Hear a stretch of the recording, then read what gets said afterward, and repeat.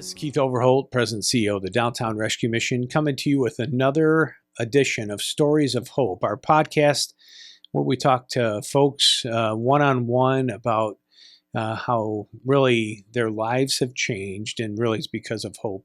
Today we have with us my friend Stephen, and he is going to tell us a little bit about who he is. So Stephen, let's jump right in and talk about a little bit, where'd you grow up? I was born in Huntsville in 1982. My grandparents raised me. They moved me out to Jackson County, out in Sand Mountain. I don't know, about eight years old or so, and I grew up there until I came here. Yeah. So, grandparents. How come your grandparents raised you? I was left at the hospital by my mother when she was released from the hospital. The hospital called my grandparents, and they came and picked me up. Wow. And So was it your mom's parents that got you? yes, sir. Okay. And anything happened to your mom? What happened to your mom? Nothing really. She went on to have two more kids. I didn't know I had a brother and sister until I was 8. Wow. Never was really in my life that much. I had my grandparents. So. Yeah. Well, any reason that you were left there, or? She's done passed on now, but I still don't know exactly why. So you grew up with your grandparents. What kind of home was that? It was a loving home. I was raised in church every Sunday, every Wednesday, even gospel singings on the weekends, stuff like that. It was very loving. And then, yeah, you going to sing for us today?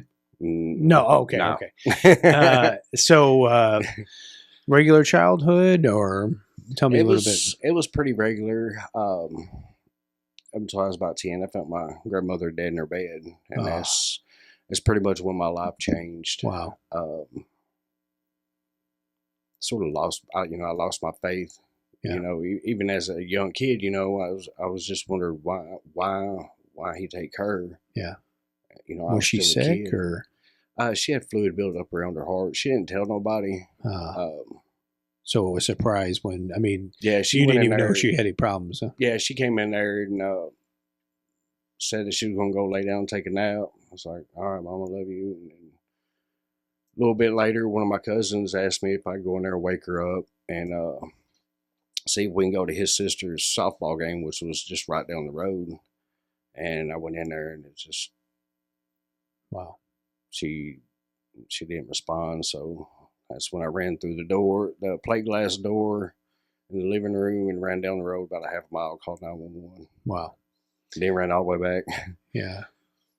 So, what you said that changed your life. What happened after that? I guess that's when I really started resenting my family, because after she passed, at her funeral, while me and my grandfather was at the funeral home, making plans and arrangements and everything, my aunts and everybody were just going through the house, taking what they wanted of hers. Wow. We was left with two things that was hers. We had her sewing machine and her medicine box that had her medicine in it, and that was it. Wow. They just came in and kind of stole it. Yeah, just took whatever they wanted. Wow. So tell me about your teenage years, and move your mic just a little closer. Yeah. Okay. Tell me a little bit about your teenage years. What happened after that?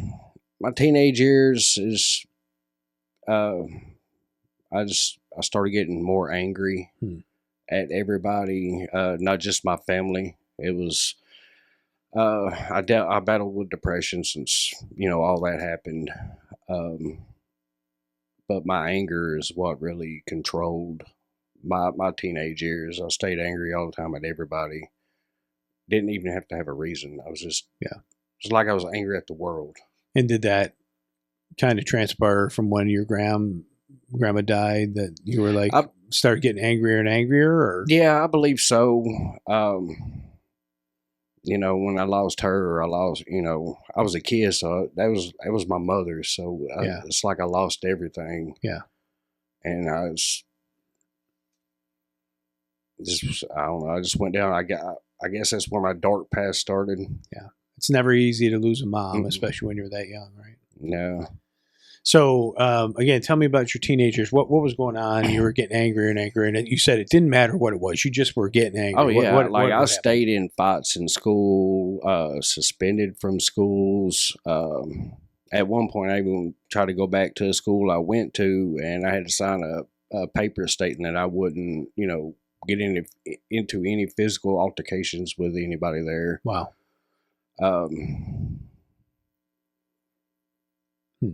Did you graduate high school or No? I wound up quitting. My grandfather. I found him in his bed where he had a massive stroke. He had already had a light to a mild stroke before that, a couple years previous. But then I found him in his bed one morning like that. So I just, I lost my grandmother, and then I lost him years later, and I just gave up on everything. How were you when you lost your grandfather? I was 17. I was 11th, 12th grade in high school. So what happened after your grandfather died? You didn't finish school? Mm-mm. So what happened to you then? What did you do? Then I started working.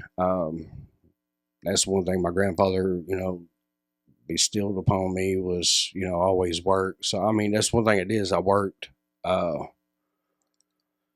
bounced around from job to job, struggled, drinking. That's pretty much when my drinking started. That was my big thing was drinking, and it started out just socially, and then every weekend, and it got to where I lost 2 jobs due to it in my early years of drinking. Then in my 20s, I became, I guess you could say, a functional alcoholic. I got to where, I've been doing it long enough that I could drink and then, delegate my work and drinking times. And then, were you drinking in high school before your grandfather? Yeah, I drank a little bit, not a lot, just parties, a few times. Yeah, yeah. High school party, typical teenage high school parties. Every now and then. It wasn't my big thing then. I didn't smoke. I didn't do nothing really. No then. drugs or anything. Mm-mm. No. So you said you get in your 20s and you've lost a couple jobs from drinking. How'd that happen? Were you just skipping out on work or what? Yeah, just partying all night and not showing up the next day. And was it just pretty much alcohol at that time? You were starting to dabble in others? I was starting to dabble with pills a little bit, not a whole lot, but just a little bit. Yeah. So during your 20s, tell me a little bit about your life, what you're doing during your 20s. Let's see here. My life's kind of straightened out, leveled out a little bit. I started working at a restaurant. It had a bar, but like I said, I was a functional alcoholic. There, I was trained by a chef. I worked with him for almost 2 years, and I got to cooking and loved cooking.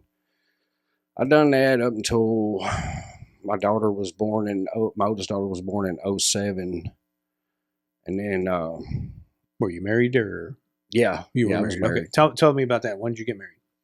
I got married 3 months before my daughter was born, I believe.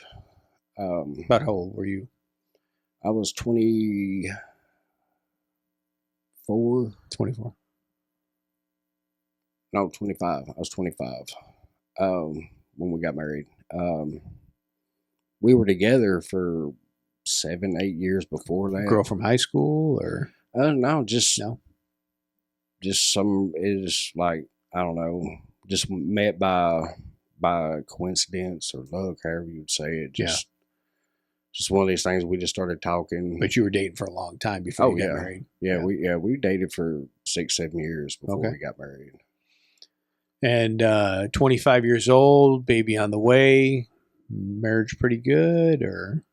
It was, she didn't work. I done all the working. She stayed home with her daughter.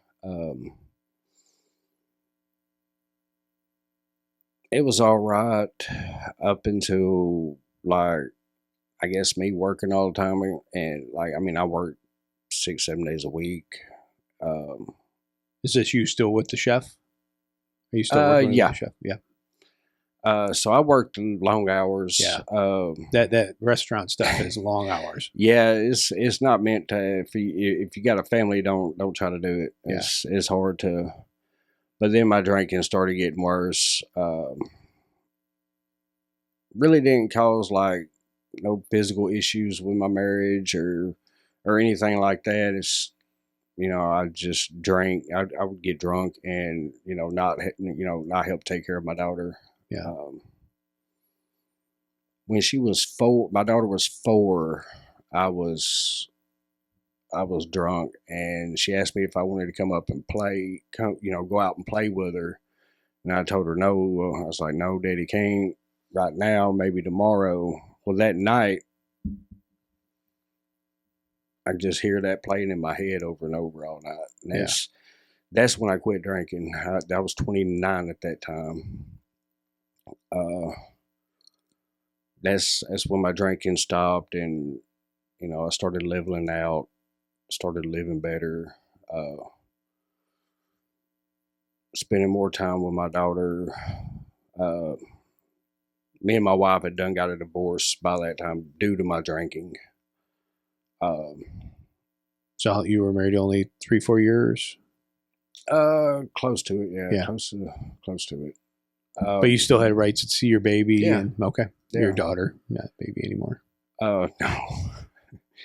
But that's when I quit drinking. Trying to straighten my life out. Still didn't have my faith. I still didn't, walk towards that side. Just like when I came into the program, I kind of steered away from, faith-based talk or anything like that. Kind of kept to myself. Yeah. I just worked, started doing asphalt. Do you have any other marriages or any other kids? Oh, yeah. I got another daughter. She's 11. And me and her mother didn't get married. What year was she born? Well, we got married. Me and her got married. It was the twins' mom. We didn't get married. She was born in June. It was kind of a surprise. She wasn't supposed to be able to have kids, so it was kind of a shocker. She wasn't ready. There's a lot of postpartum depression. Stuff like that. So I had her by myself for a little while, and then while her mom dealt with her issues, so, and that was fine. I wanted her mom to be there, because I seen what I went through when my oldest daughter was young. So I didn't I didn't have nobody there then for me. Yeah. And you're still not drinking during this time? Yeah, I'm still not drinking. Okay. And working side jobs and I was doing asphalt. I started doing asphalt because my daughter started getting older, and working, being a chef, doing asphalt. I still didn't get to spend a whole lot of time with her, but I had like the winter times. Yeah. So I got to spend the holidays with her. But being a chef, I didn't get to spend no time with her, so I was trying to find something. It wasn't really about making more money. It was just being able to spend more time with my daughter. Yeah. So I went that route and started doing asphalt. And I done that up until 2019. So you mentioned the twins. When were they born? They were born August 2018. Yeah, 2018. So they're 6 years old now? 7. 7 years old, okay. Just turned 7, 18, 17, 2017. So, names of your kids? My oldest daughter's name is Carmay. My middle daughter's name is Charlie, and the twins are JoJo and Willow. Jolene and Willow. All girls? All girls. All girls. So you know how to make girls then? Yeah. So were you a part of the twins' life much, or?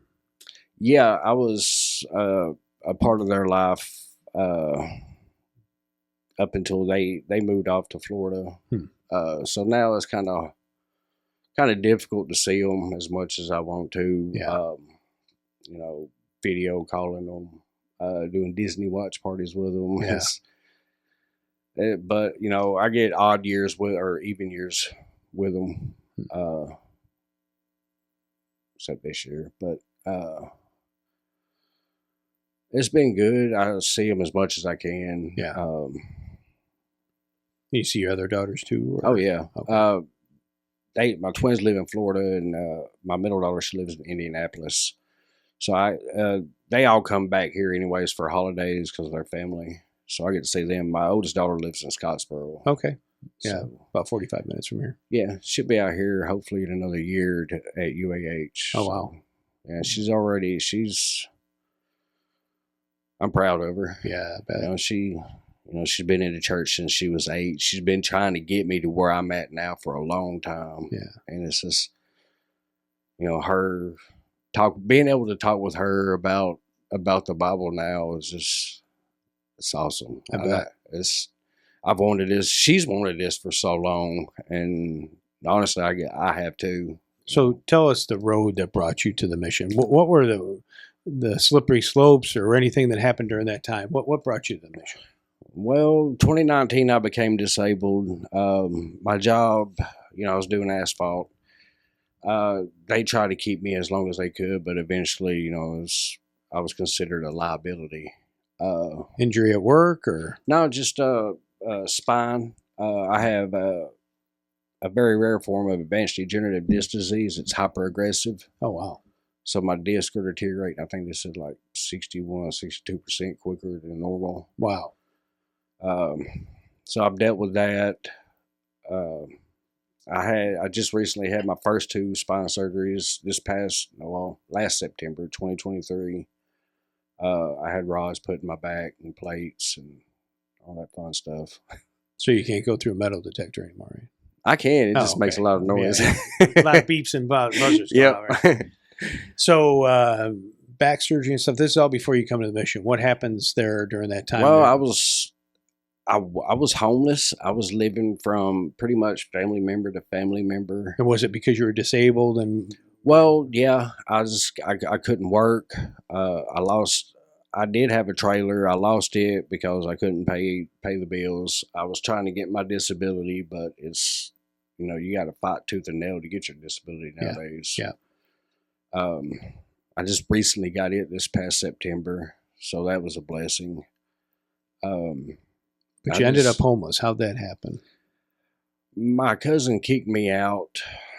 It was a Saturday night. Her and her husband was going through problems, and I was getting pain pills, and I quit giving them to her. And her and her husband, they were having their issues, anyways, and they wasn't staying there. I'd been staying at their trailer for almost 7 months by myself. Wow.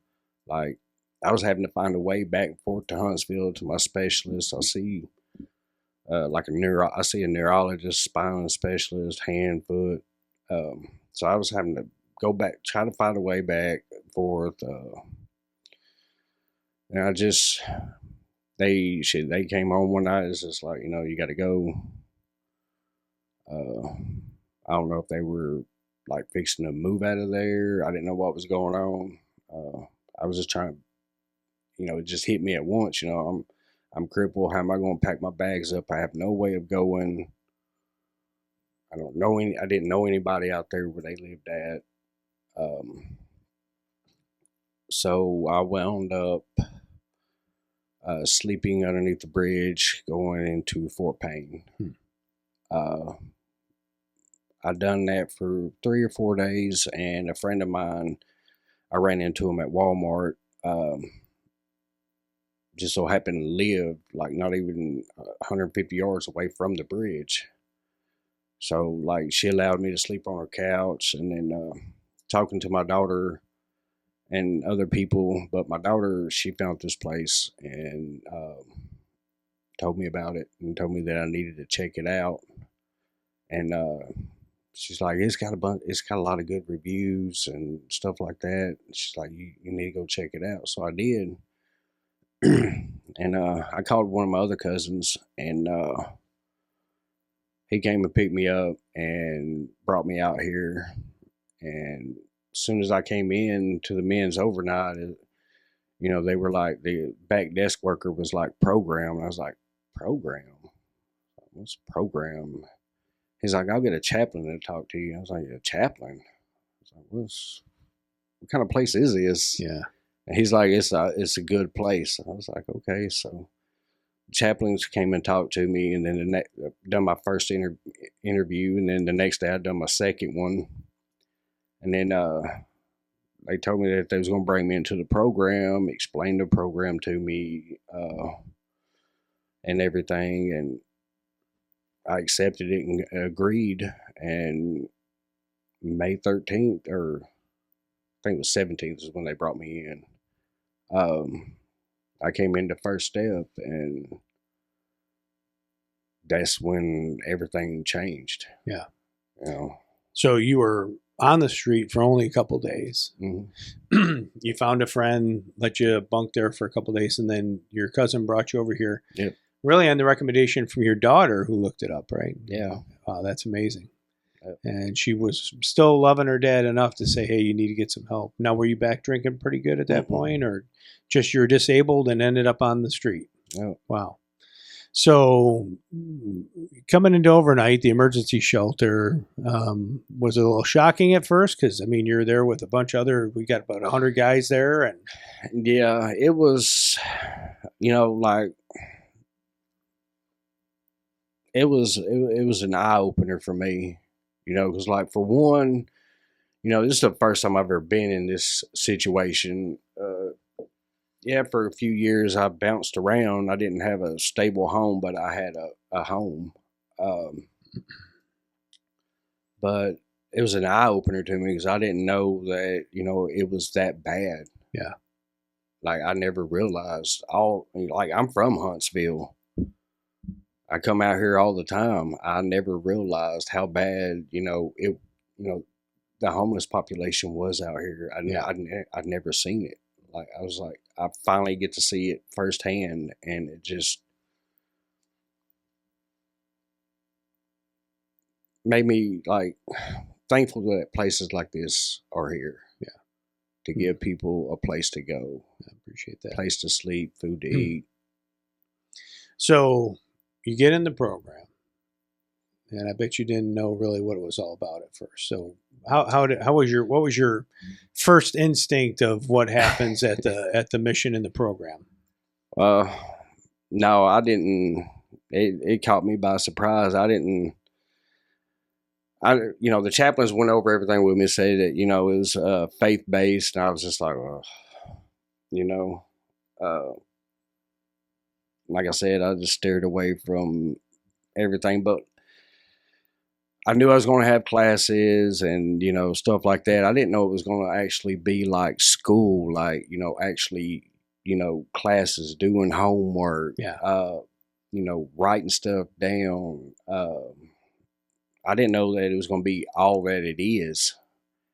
And, at first I didn't socialize really with anybody the first couple of weeks. Didn't talk. Like, somebody started talking about the Bible or anything, I just kind of walked away. I was sitting in, I think it was the third week of John class and it hit me. It just hit me. It was talking about, by the time we're done with the John class, we'll be able to look back at our lives and see where God has had his hand. And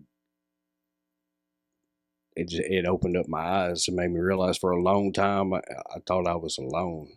And I can look back, like, especially now, I can look back now and see where he was, even though I lost my faith and didn't believe and wasn't walking the right path.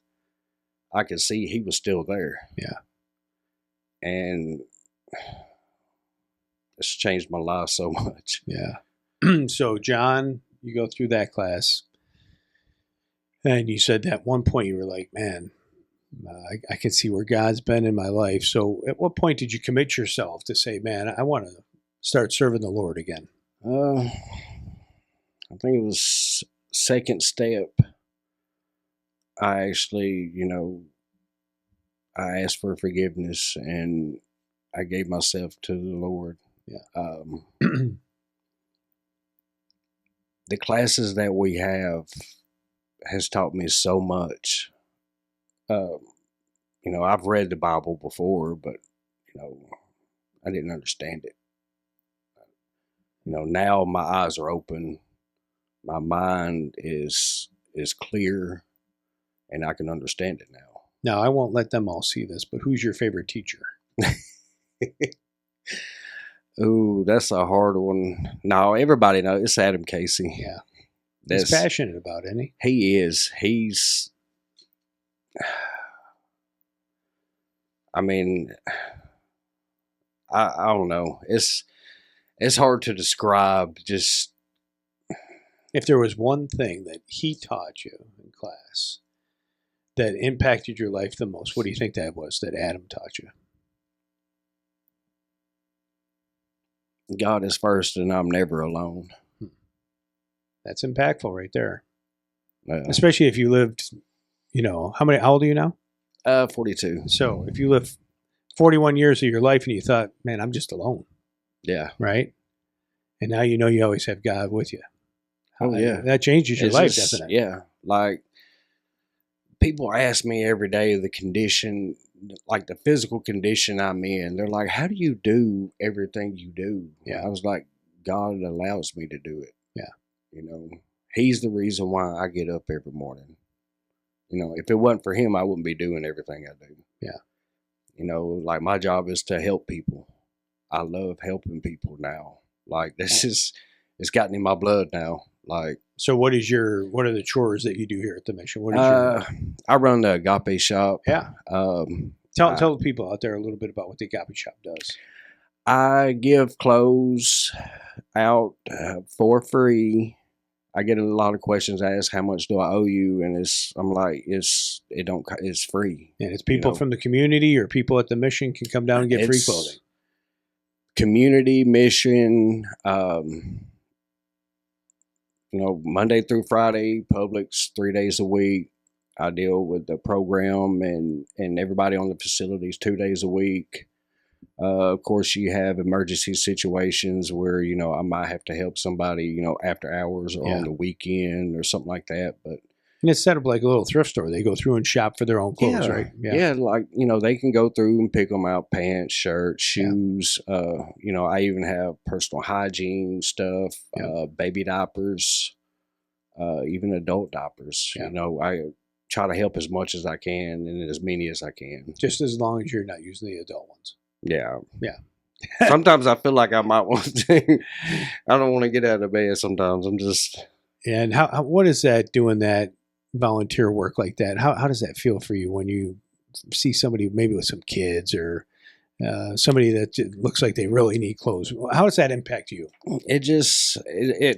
That's another thing that has changed my life, because I used to never be a people person. Even like sitting here talking with you now, it never would have happened. But since God is in my life now, I'm different. Yeah. I don't like, another thing is, like, I took antidepressants since I was 10. I don't take them no more. Wow. But just helping people, just to see the gratitude on their face and that thank you from them. The thank you don't even really affect me. It's just, when you give that little kid a brand new pair of shoes for school and just see their eyes light up. It's pretty awesome. Yeah. Like, that makes it worth it. So you're in the third step. Yes, sir. Right.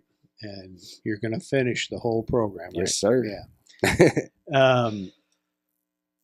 So where do you see yourself by the end of the program? What do you want to do? Well, I know for a fact I don't want to stop helping people. I can't work. I can I still have 5 more spine surgeries to go.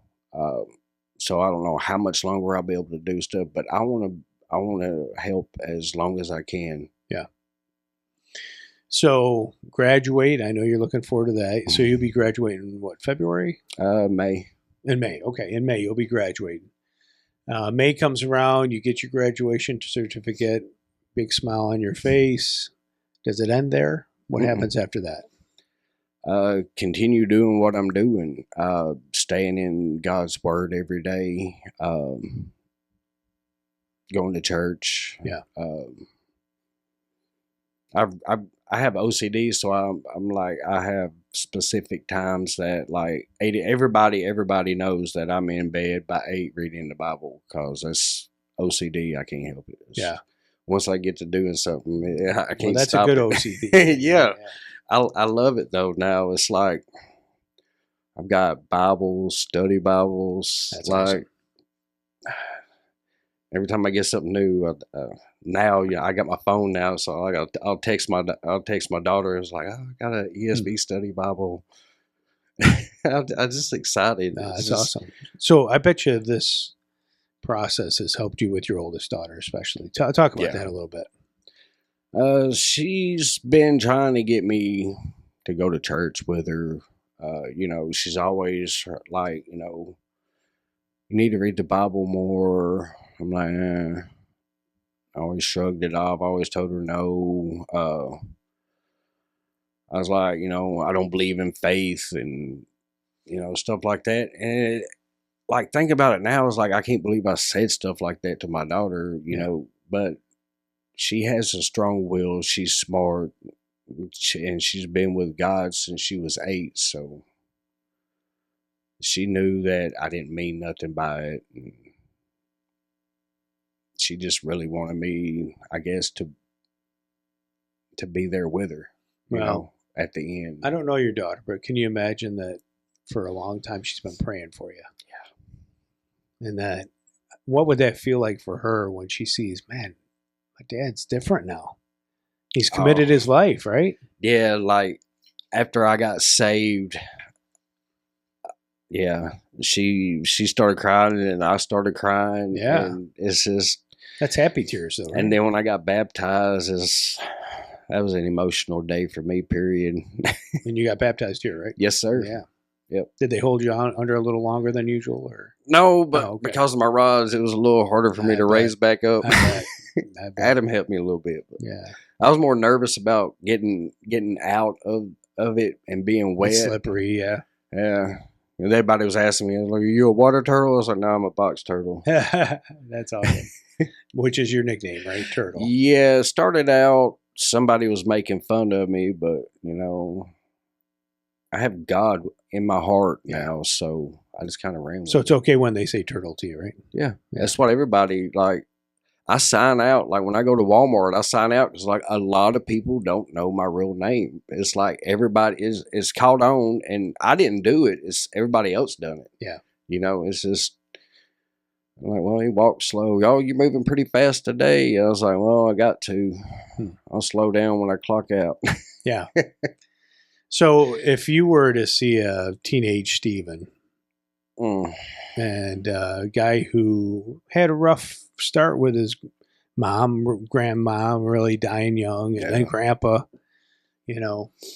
what would you say to somebody like that?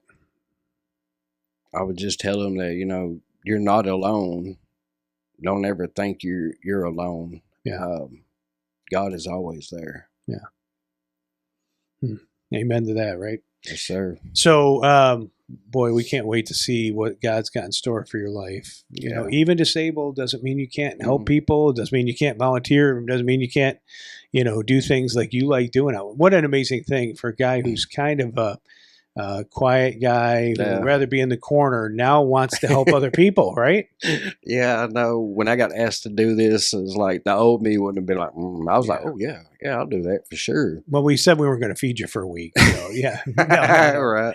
No. But I know a lot of the guys in third step with me, a lot of the guys, period, in the program, they hear it over and over again, but I don't care. It's like, I let everybody know what God's done in my life. Yeah. And what the Downtown Rescue Mission has done for me. Well, praise the Lord I for mean, that. this place is a blessing. You know, I've heard about this place, you know, because I'm from here. I've heard about it, but I never thought it was like this. You know, it's just the people that this place helps. It's just, I just couldn't believe it. It's amazing. You know, when I go out in the community and speak to people, they have no idea what happens here. In fact, we have tours here that are called "I Had No Idea" tour. Yeah. Yep. And a lot of people think, well, you're just getting that guy who's under the bridge, and you feed him a meal, and they get a place to sleep, and it's a lot more than that. Oh yeah. No, we give them a chance to. You know, if we got, slots open and available beds, you know, to get in the program, to get rooted into God's word, and, you know, give you that relationship that, you know, everybody needs, really. Yeah. Well, I can see great things in your future. And listen, I know, especially being kind of a shy guy, that this is not the easiest thing for you to do. I appreciate you coming and talking with us today on Stories of Hope. And appreciate, you know, I love waiting to see where God's got in store for you and what direction he's got for your life. And, you know, maybe it's that you're supposed to help us out here with people that are coming through the program, right? And, but like I said, I can't wait to see, you know, Stephen in 10 years and the smile on his face, because really he's got his life right with God, and he's got his daughter back in his life, especially. And so appreciate it so much for you coming and talking to us today. I mean, God brought me here for a reason. Yeah. And I'm going to be patient. I'm not going to get in a hurry to find out what that reason is. He'll let me know. He'll show me. Amen to that. Well, this has been another Stories of Hope podcast. Again, this is Keith Overholt from the Downtown Rescue Mission. Thank you for joining us today, and thank you, Stephen. Appreciate it. Thank you for having me, Keith. God bless you, brother. God bless you.